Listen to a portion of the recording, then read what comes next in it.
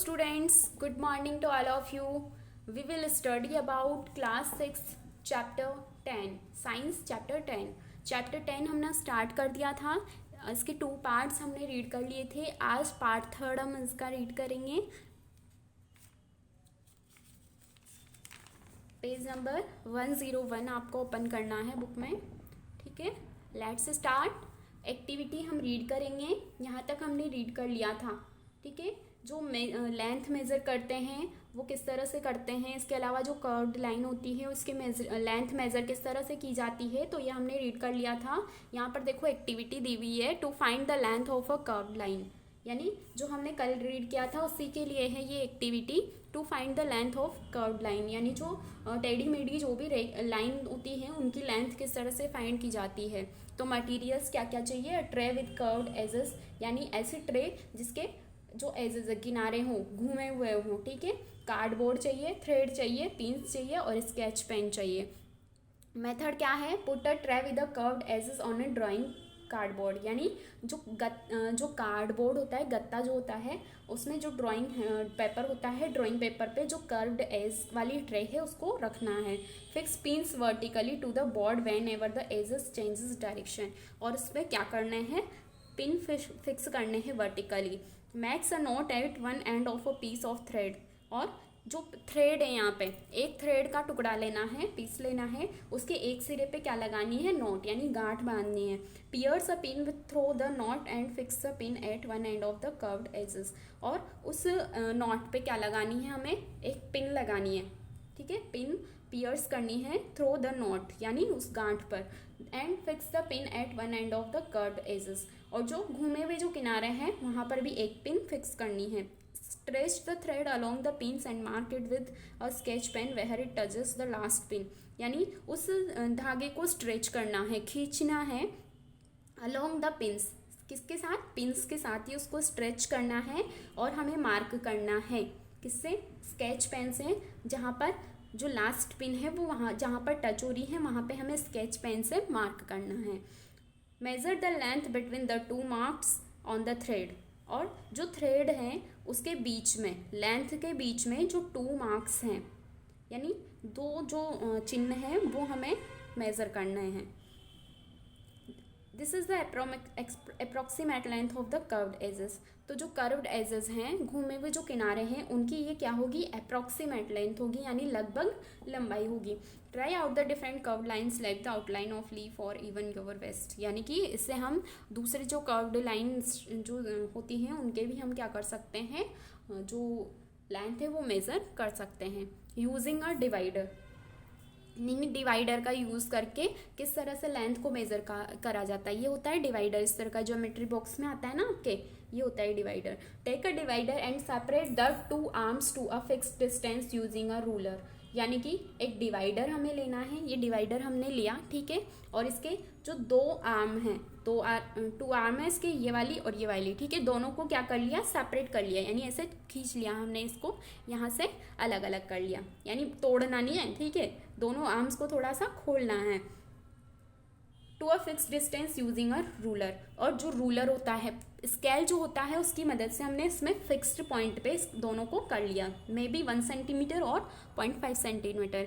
यानी ये स्केल है, देखो ये स्केल है, तो स्केल में हमने ये 1 सेंटीमीटर यहाँ पर ले लिया और इसको इतना खोल लिया हमने, इस डिवाइडर को. ठीक है, इसके बराबर खोल लिया 1 सेंटीमीटर, या फिर 0.5 सेंटीमीटर भी हम खोल सकते हैं इसको. Put one of the arms at one end of the line and other arm at the other end of the line. अब क्या करना है कि जो इसकी एक जो आर्म है उसको हमें कहाँ पे रखना है, जो लाइन का एंड है. ठीक है, जैसे यहाँ पर हमने रखा, फिर इस जगह पे रखा, तो ये वाली लेंथ हमने मेज़र कर ली. उसके बाद यहाँ से यहाँ तक रखा, फिर ये लेंथ मेज़र कर ली. ठीक है, using the marking as the new starting point. और जहाँ से हम न्यू स्टार्टिंग पॉइंट, जैसे यहाँ से यहाँ की मेज़र करी तो यहाँ पे क्या लगा दिए, निशान लगा दिए. ठीक है, फिर यहाँ से यहाँ तक की मेज़र करी तो फिर यहाँ पे निशान लगा दिए. ठीक है, फिर यहाँ से यहाँ तक की मेज़र करी तो यहाँ पे मार्क कर दिया. तो इस तरह से इससे आगे तक मेज़र करते जाएंगे. Mark another segment, count the number of steps in which it covers the entire length of the line. अब यहाँ पे कितने स्टेप्स हमने काम में लिए, यहाँ पर इनको भी हमें क्या करना है, ऐड करना है, काउंट करना है। तो देखो 1 2 3 4 5 6 7, ठीक है। तो 7 स्टेप्स यहाँ पर लिए। If some segments less than the distance between two arms are left out, measure it separately by adjusting the distances between the arms. अब मान लो कि ये थोड़ी सी ये जगह यहाँ पे बच गई, ठीक है। तो ये 1 सेंटीमीटर नहीं है, तो हमें इसको यहाँ से इस डिवाइडर को यहाँ पे रखना है, इसकी एक आर्म को, दूसरी को यहाँ पे रखना है, और फिर इसको यहाँ से मेज़र करके और स्केल से हमें नाप लेना है कि ये कितना है बचा हुआ जो सेगमेंट है। The length of the curved line is obtained as follows. हम किस तरह से प्राप्त करेंगे जो सेगमेंट होता है उसकी लेंथ को। तो देखो length equals to number of steps, यानी यहाँ पर देखो नंबर ऑफ स्टेप्स कितने हैं, ठीक है। तो नंबर ऑफ स्टेप्स जैसे 7 है तो 7 ले लेंगे यहाँ पे। डिस्टेंस बिटवीन टू आर्म्स, यानी जैसे ये 2 आर्म्स हैं तो इनके बीच में, दोनों आर्म के बीच में डिस्टेंस कितनी है। तो जैसे हमने यहाँ पे 1 सेंटीमीटर लिया तो यहाँ पे 1 सेंटीमीटर हम राइट कर देंगे। प्लस लेफ्ट ओवर सेगमेंट, जैसे ये वाला सेगमेंट यहाँ पे बचा, तो ये लेफ्ट ओवर सेगमेंट का जैसे हमने निकाला तो इसका जैसे 0.5 निकला, तो ये 0.5 यहाँ पे कर दिया। तो इस तरह से इसकी लेंथ निकल जाएगी, ठीक है। नेक्स्ट पेज पे आ जाओ। मेजरिंग द डिस्टेंस, यानी डिस्टेंस को किस तरह से मेजर करेंगे। To calculate the distance between two objects we have to measure the distance between them. यानी किसको मेजर करने के लिए, 2 ऑब्जेक्ट के बीच में कितनी डिस्टेंस है, इसको कैलकुलेट करने के लिए हम उन दोनों के बीच की डिस्टेंस को क्या करेंगे, मेजर करेंगे।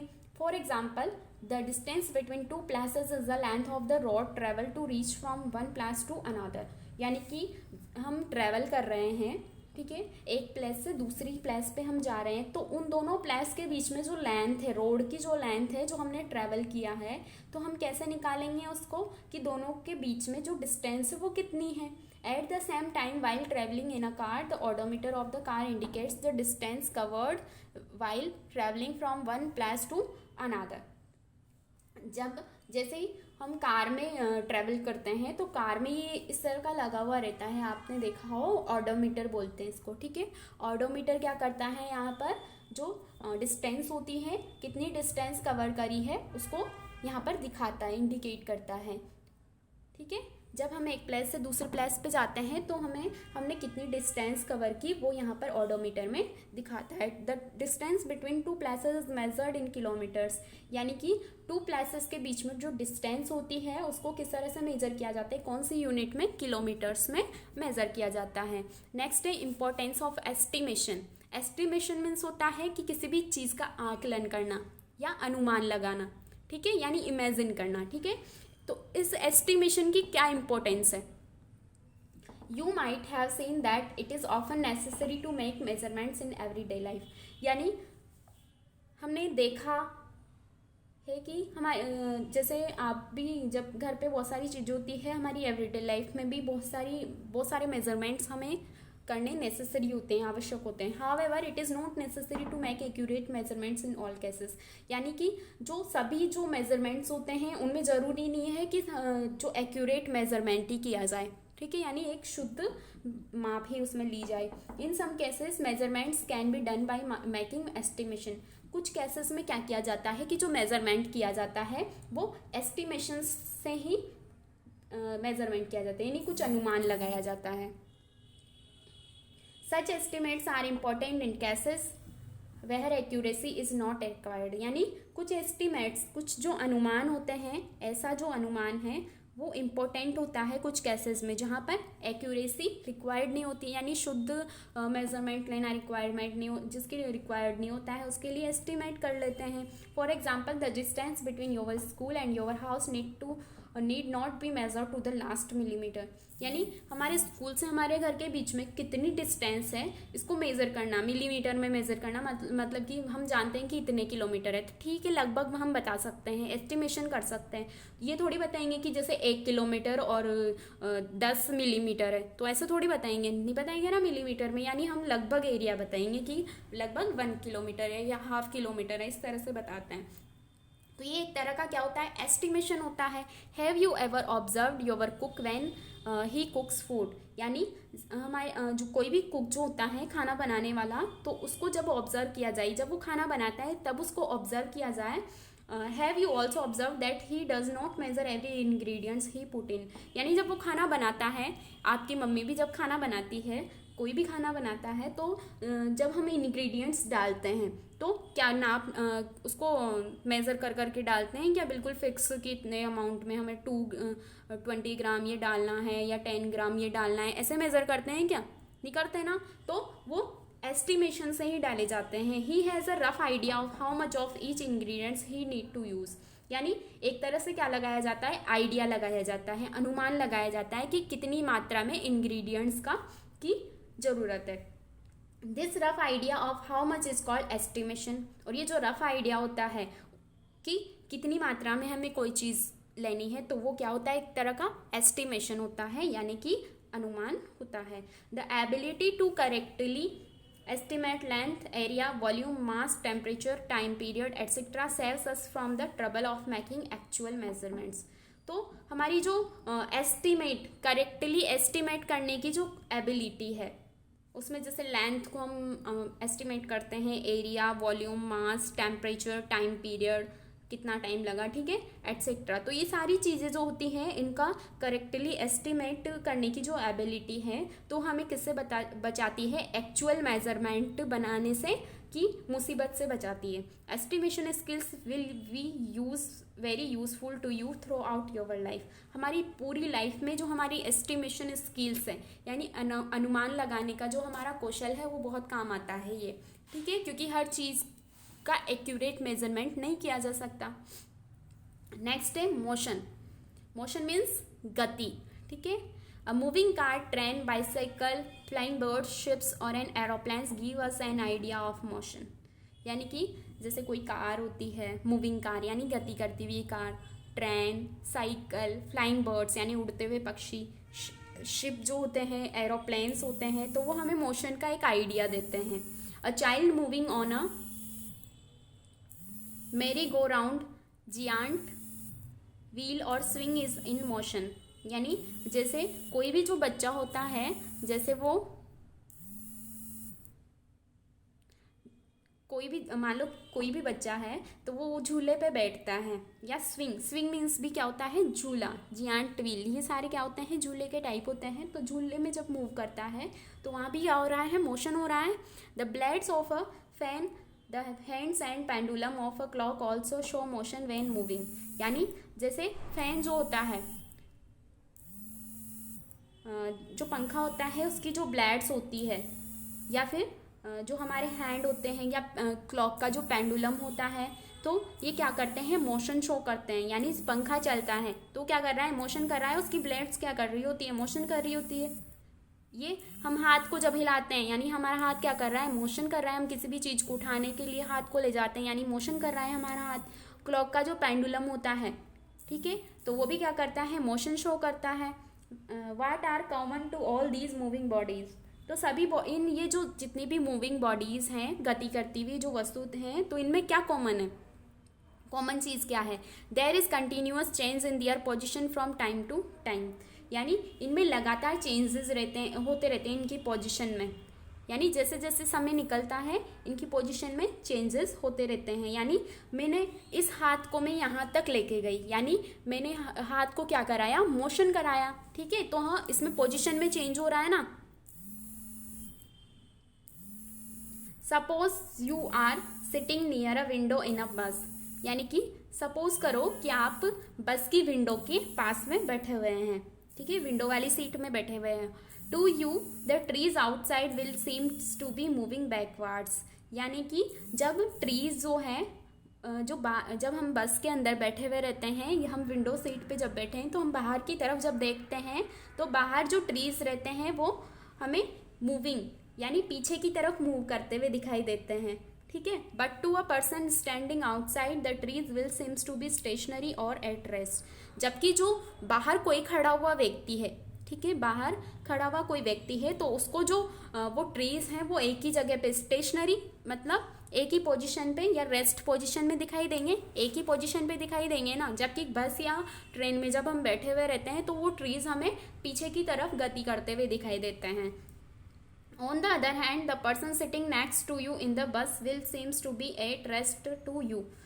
और दूसरी तरफ अगर हम देखें तो कि जो पर्सन कोई भी पर्सन है तो हमारे पास वाली सीट में जो बैठा हुआ है, ठीक है, जैसे हम विंडो सीट पे बैठे हैं और हमारे पास वाली सीट पे ही कोई और पर्सन बैठा हुआ है तो will seems to be at rest to you, यानी उस जो जब वो हमें देखेगा, ठीक है, जैसे मैं बैठी हूँ, मेरे पास वाली सीट में कोई पर्सन बैठा हुआ है तो उसको मैं कैसे दिखूंगी, स्टेशनरी पोजीशन में, रेस्ट पोजीशन में दिखूंगी ना, या फिर गति करती हुई दिखूंगी, नहीं दिखूंगी, यानी स्टेशनरी पोजीशन में मैं उसको दिखूंगी।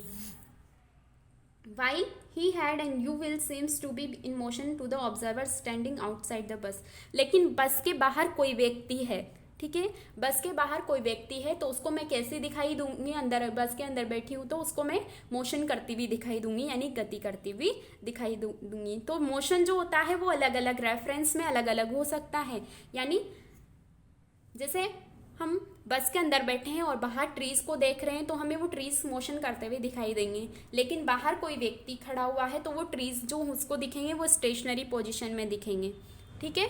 और जो होता है, जो बस में हमारे पास वाली सीट पे बैठा है तो उसको हम कैसे दिखेंगे, रेस्ट पोजीशन में दिखाई देंगे, एक ही जगह पे स्थिर।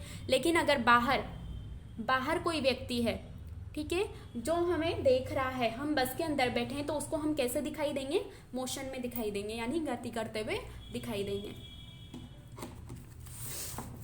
Thus we come to the conclusion that when an object changes its position with time it is said to be in motion। तो हम देखें कि कोई इससे क्या कंक्लूजन निकाल सकते हैं कि कोई भी ऑब्जेक्ट जब अपनी पोजीशन में चेंज करता है टाइम के साथ तो इसी को क्या बोला जाता है, मोशन बोला जाता है, गति बोला जाता है। On the other hand when there is no change in the position of an object with time it is said to be at rest. और दूसरी तरफ अगर हम देखें, जब कोई भी ऑब्जेक्ट अपने पोजीशन में चेंज नहीं करता है, यानी अपने स्थान में चेंज नहीं करता है टाइम के साथ साथ, तो इसी को क्या बोलेंगे, एट रेस्ट, यानी विश्राम अवस्था में बोलेंगे, ठीक है। यानी वो जैसे मूविंग कार है, ठीक है, ये क्या कर रही है, मोशन कर रही है। मूविंग ट्रेन है, ये भी क्या कर रही है, मोशन कर रही है। साइकिल चलाता हुआ यहाँ पर कोई बच्चा है तो ये भी क्या कर रहा है, मोशन कर रहा है, ठीक है। टाइप्स ऑफ मोशन हम नेक्स्ट पार्ट में रीड करेंगे। Okay, bye.